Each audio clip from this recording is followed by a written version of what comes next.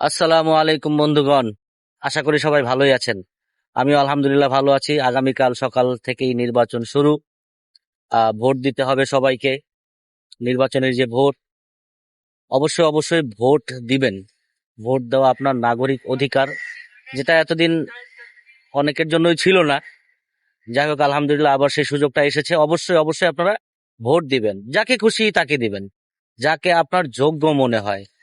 কারণ আপনি আপনার এলাকার নেতাকে, কর্মীকে অবশ্যই ভালোভাবেই চিনেন, তাই না? তো আপনারা যারা কর্মী আছেন, যেই যেই দলের কর্মী আছেন, তারাও তো অবশ্যই চিনেন আমার নেতাকে। তো অবশ্যই ভোটটা সঠিক জায়গায় দেবেন, সেই আশাই আমি ব্যক্ত করি। এবং আপনি কাকে আপনার এলাকায় নির্বাচিত করতে চান, সেটা নির্বাচিত হবে আপনার একটা ভোটের মাধ্যমে। ঠিক আছে? তো আশা করি বাংলাদেশটা সুন্দর হোক, যোগ্য প্রার্থী আসুক। কারো প্রলোভনে পড়ে যাবেন না। কে কি করবে সেটা আসলে নির্বাচনের পরেই দেখা যাবে, আগে তো সবই প্রলোভন।